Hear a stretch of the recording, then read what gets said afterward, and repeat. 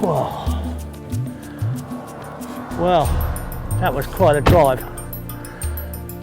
My instructions said I had to go 19 miles out of town, cross the Wailua Bridge, 3 letterboxes and a dirt road, and quite a long way up this rougher and rougher track, past a car that's covered, and now some kind of van that's covered up this way.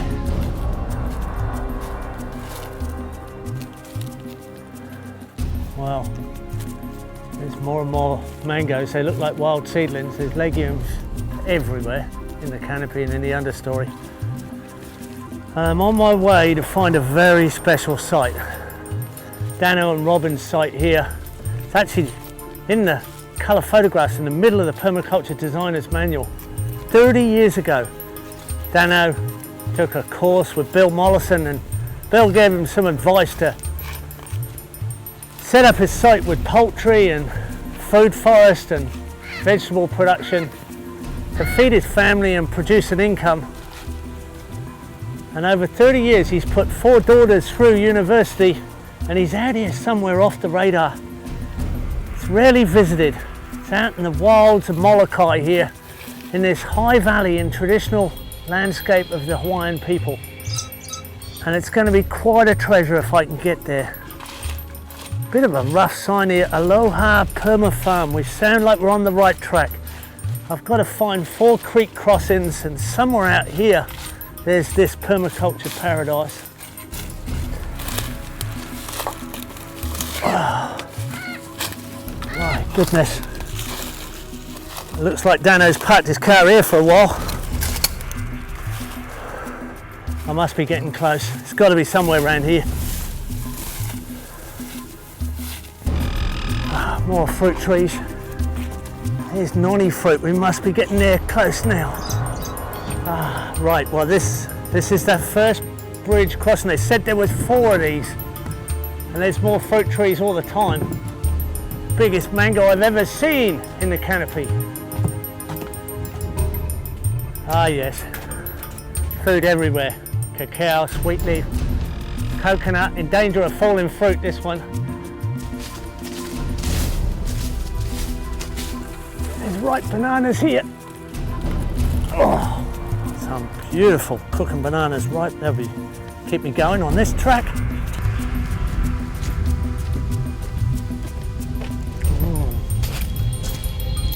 Oh yeah. If you think you've got a mango tree, now that's a mango. Look at that.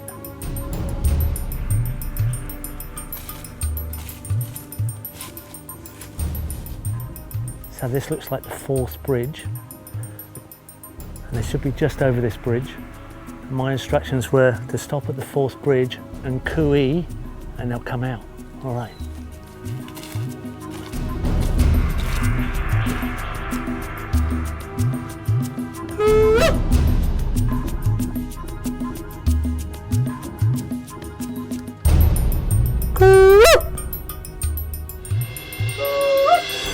Hey.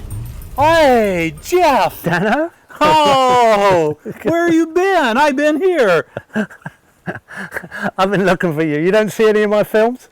No, never watched TV. Haven't watched TV since the Dick Van Dyke Show. Right. Well, you need to show us around. Let's go. Okay.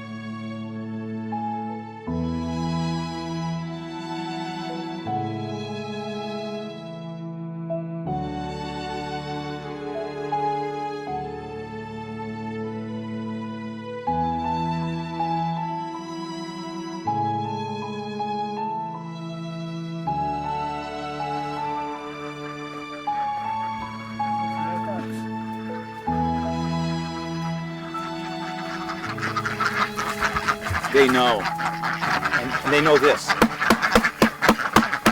They know that sound. All right, here it comes.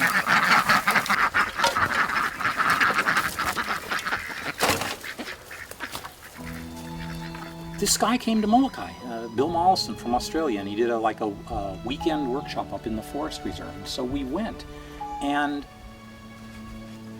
it was just inspirational to me because we were doing all these things. We had some ducks, we had some chickens, we had the goats, we had a bit of garden, we were trying to plant fruit trees, we were clearing land, and that was all well and good, but all of a sudden what Bill Mollison gave was a picture of the whole thing, and I realized that there was a jigsaw puzzle, and there were all these pieces, and we had some of them.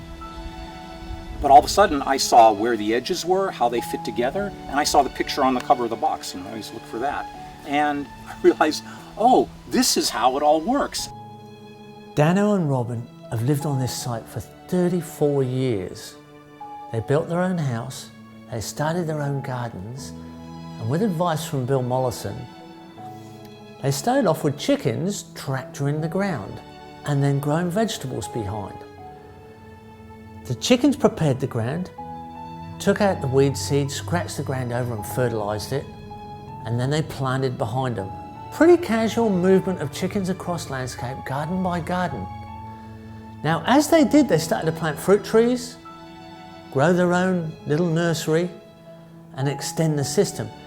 It got so fertile and it worked so well, they could transfer from chickens to ducks because the ground just didn't need that amount of scratching. Plus, they're in a wet climate, in a reasonably wet valley, and ducks were more suited to that landscape and climate. Plus, they're actually easier to fence and better behaved.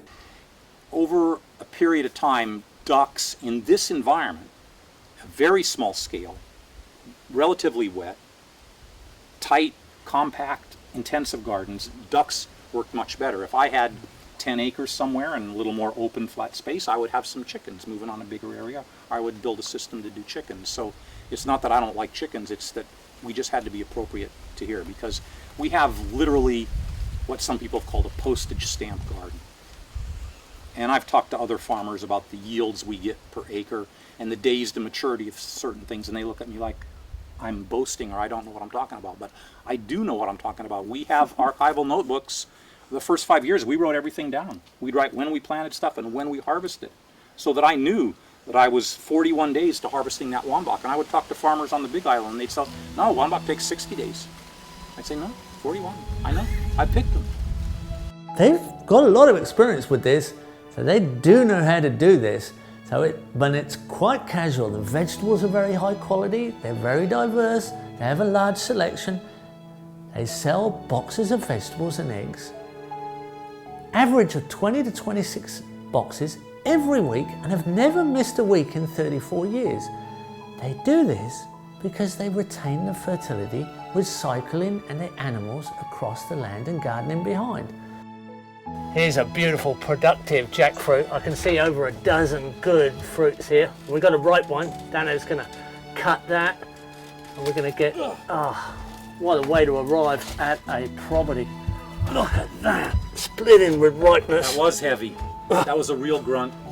That is the largest fruit in the world, jackfruit. A great, beautiful fruit, vegetable and fruit.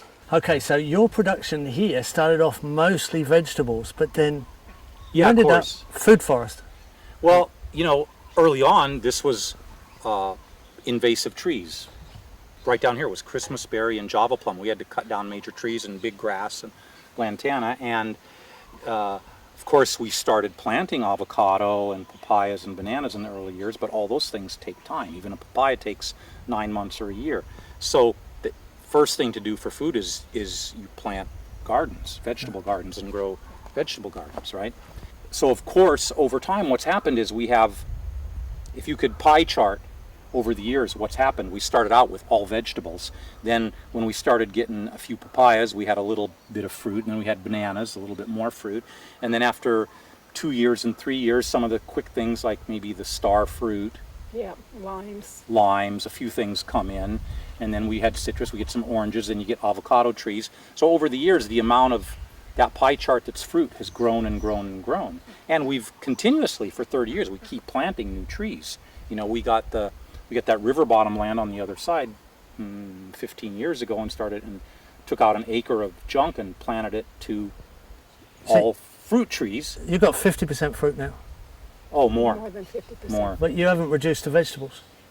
The vegetables A bit, have reduced but- a bit, yes. But the production's high per square metre. So But it's higher per square meter, so But it's also way more labor intensive. so you've really got a food forest with vegetable duck clearings. well, like over here, you know, the United States Department of Agriculture sends us these surveys, and they want to know how many acres Yeah. of garden of vegetables we have. So, you know, we might be making $20 or $30 or $40,000 a year on vegetables, but on a 20th of an acre, I mean, I have to come and think about an acre is 45,000 square feet, and we have like of an acre maybe of- one, and in Swiss so chard, I mean, we don't even fit any of the boxes on their thing. So I have to call up one of their surveyors and explain our situation. They go, okay, so we'll just write hand notes for you on this survey because there's no way to fit you into any of the boxes. You are a productive farm. You're a real farm, but You're like making money, but a you don't hundredth fit of the an box. acre of vegetables? I mean, come on. And you're feeding 20 families a week? What? What? It just doesn't, we don't fit in any of those boxes. We gotta Which be means outside. we have a successful permaculture design, right? When we don't fit in the boxes, then you know you're doing something right. Yeah. So this is a preparation pen. They're preparing the garden here. Yeah? yeah, they are. Yeah, this is a duck forage system. So this has all been garden before, and it'll be garden again. It's been back and forth in the last 30 years. It's been back and forth 10 times. 10 times. Yeah, so from the bananas all the way down, all of this is garden and duck pen, back and forth, back and forth, back and forth. Most of what we're doing is very smart. It's not hard to learn this. It does take some time, but you're always thinking about doing the most appropriate thing. And sometimes what's appropriate here and what's appropriate only that far away is different. You know, and that's where what I learned from Bill Mollison about permaculture is, you know, you're going to look in permaculture first is like, where does the sun come from? Where's your wind come from? What's the slope of the ground? Real basic physical things affect the real world. This is real world 101, permaculture. And that's all it is. It's just about being smart. I'm smart. Are you smart? Yes. Yeah, we're smart. That's all it takes. It's not high pressure. It's quite a casual event. But over time, what has become obvious is the fruit trees around the gardens have continued to grow and to continue to increase in yield. The vegetables are just as productive as they always were. There's no fertility drop, but the trees have got bigger, and now 50% of their box vegetables are actually box fruit vegetables and eggs. The fruit is nearly 50% of their product that they sell, and that takes very little work at all. In fact, mostly it's just picking. You have about an acre on this side, Yes. Yeah. which you're gardening and food foresting. Yeah. If you were going to just do this to feed yourselves, self-sufficient wise, do you think you could do it on 10 or 12 hours a week worth of work each? To just feed us? Yeah, Like on 2 hours a week, or 3 or 4. no more than that. I mean, it would be a weekend hobby to feed ourselves. I mean, but at this point, there's so much fruit that we have so much fruit after 35 years on 2 acres that we keep somebody busy 40 hours a week just picking fruit. If you wanted to feed yourself, you really wouldn't have to. You really wouldn't notice the work. No. No. People, I think that's something a lot of people don't We could just tie realise. ropes in the trees and swing from tree to tree and eat. Tarzan and Jane. This is a system that can be replicated by anybody. It's just a matter of making sensible links between fast cycles leading to slower, permanent cycles, reducing your workload, increasing your efficiency, and ending up in a really productive, extremely healthy, lifestyle. In your lifetime, you can affect change. The current generation, young people coming up, can, by the time they're our age, live in a completely different world. It's totally possible. We can undo what we've done. Yeah. Yeah, we can repair the earth. Yeah. Yeah. You know, one of my favorite quotes says, "It's easy to do smart things. Just think of something really stupid and do the exact opposite." And believe me, there are so many stupid examples out there. And so it's just like you have all the inspiration you want. Just look around and go, God, that sucks, that's crazy. Okay, flip it, do the exact opposite, and that's all we're doing.